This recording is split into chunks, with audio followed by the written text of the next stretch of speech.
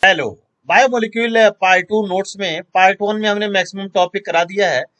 Second topic में हम आ रहे हैं प्रोटीन्स। प्रोटीन से स्टार्ट करते हैं। प्रोटीन्स प्रोटीन्स जानते ही हैं शरीर के लिए कितना फायदेमंद है और एनर्जेटिक चीज है। ईच हर सबको प्रोटीन लेना चाहिए। Most abundant biomolecule of the living system. Sources of protein. Protein का सोर्सेस क्या है? मिल्क है, चीज है, पल्सेस है, पीनट्स है, फिश है, मीट etc। ये fundamental basis of structure and function of life, उसी को हम प्रोटीन कहते हैं। जितने हमारे प्रोटीन्स होते हैं, all proteins are polymer of alpha amino acids. Alpha amino acid. तो आपको ये नोट्स बहुत अच्छा लगेगा और इसको अच्छे से पढ़िए और लाइक करना सब्सक्राइब करना नहीं भूलेंगे। ये जरूर करेंगे, कमेंट करेंगे कैसा लगा आपको। राइट। इसके बाद हम आते हैं बायोमोलिक्यूल के प्रोटीन पार्ट क्या है। अब नेक्स्ट हमारे नेक्स्ट पेज पे आते हैं amino acid. Amino acid contain amino NH2 and carboxyl COCOOH functional group. दो फंक्शनल ग्रुप होता है, एमिनो और कार्बोक्सिल ग्रुप।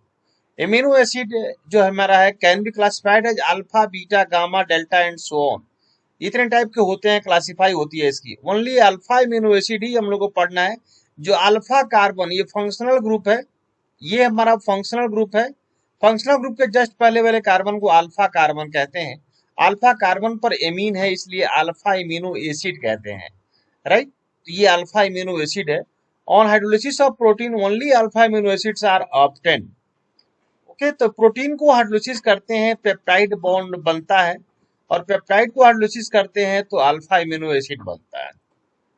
तो ये हम लोग अल्फा इम्यूनो एसिड के बारे में पढ़ेंगे। और amino acid can be named by the IUPAC system.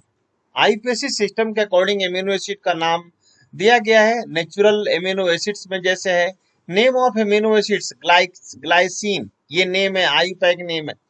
Glycine है, एलानिन है, वैलिन है, ल्यूसीन है। जो स्टार वाला है, स्टार जो लगा हुआ है उसको एसेंशियल एमिनो एसिड बोलते हैं। और जो विदाउट स्टार वाले हैं नॉन एसेंशियल एमिनो एसिड कहते हैं। अब इसका स्ट्रक्चर है, साइड चेन है, आर्क, आर आर आर मतलब अल्काइल, HCH3, ये हमारा कार्बन चेन है। तो देखिए नाम आगे बढ़ते जाएंगे, कार्बन चेन बढ़ते जाएंगे। और ये 3 लेटर्स सिंबल का है, GLY, ग्लाई। ग्लाइसिन का ग्लाई बोलते हैं, एलानिन का एला बोलते हैं, वैलिन का वेल बोलते हैं, ल्यूसिन का ल्यू बोलते हैं। और ये ओनली 1 लेटर से सिंबॉलिक रिप्रेजेंटेशन है, GAVL। ओके। ओके, तो ये फटाफट हम लोग देखते जाएंगे। क्लासिफिकेशन ऑफ एमिनो एसिड्स में आपको मालूम है एसिडिक एमिनो एसिड क्या है। एसिडिक एमिनो एसिड में कार्बोक्सिल ग्रुप ज्यादा हो उसको एसिडिक एमिनो एसिड कहते हैं। जैसे aspartic acid, glutaric acid, glutamic acid. Basic amino acid क्या है? जिसमें एमिनो ग्रुप ज्यादा हो, उसमें कार्बोक्सिल ग्रुप ज्यादा हो, बेसिक में एमिनो ग्रुप ज्यादा हो, उसी को हम बेसिक एमिनो एसिड कहते हैं। जिसको हम लाइसिन, आर्गिनिन etc, ये नाम है। इस तरह से न्यूट्रल एमिनो एसिड कहते हैं। Equal number of amino group and carboxyl group, जिसमें दोनों इक्वल हो उसको हम न्यूट्रल एमिनो एसिड कहते हैं। ग्लाइसिन, एलानिन, ठीक है ना। ये लाइसिन है, ये आर्गिनिन है, और ये ग्लाइसिन है, एलानिन है, ये एस्पार्टिक एसिड है, ग्लूटामिक एसिड है। तो आप लोग अभी तक देखा एमिनो एसिड में एसिडिक एमिनो एसिड क्या है, बेसिक एमिनो एसिड क्या है, न्यूट्रल एमिनो एसिड क्या है। तीनों एमिनो एसिड के बारे में अभी हम लोगों ने देख लिया। Non essential amino acids. Non essential amino acid किसको कहते हैं? Amino acid which are synthesized by the body called non essential amino acid. Example glycine, alanine, glutamic acid, aspartic acid, glutamic, और ये हो गया सेरीन etc।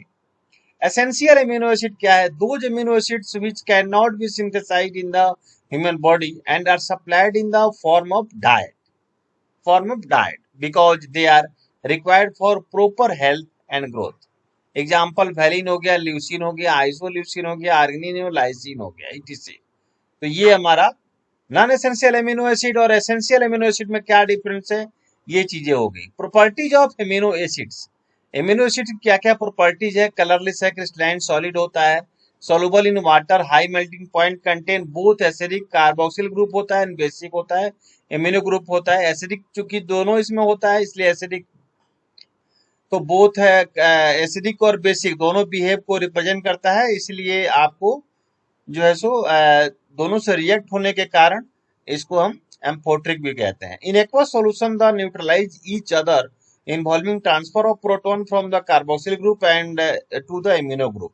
अब देखो aqueous solution में क्या होता है, डाइपोलर आयन बनता है जिसको हम ज्यूटर आयन कहते हैं। यानी ये एक्वस, इसको हम अल्फा इम्यूनो एसिड को एक्वस में कन्वर्ट करेंगे तो ये क्या हो जाएगा, यहाँ से प्रोटॉन हट जाएगा और यहाँ आके ऐड हो जाएगा, एमीन के पास आ जाएगा, यहाँ से प्रोटीन हट गया तो इसी को हम ज्यूटर आयन कहते हैं। वैसा आयन जिसमें एनायन और कैटायन दोनों हो उसी को हम ज्यूटर आयन कहते हैं। डाइपोलर का मतलब दो आयन हो गया, ज्यूटर आयन बोलते हैं।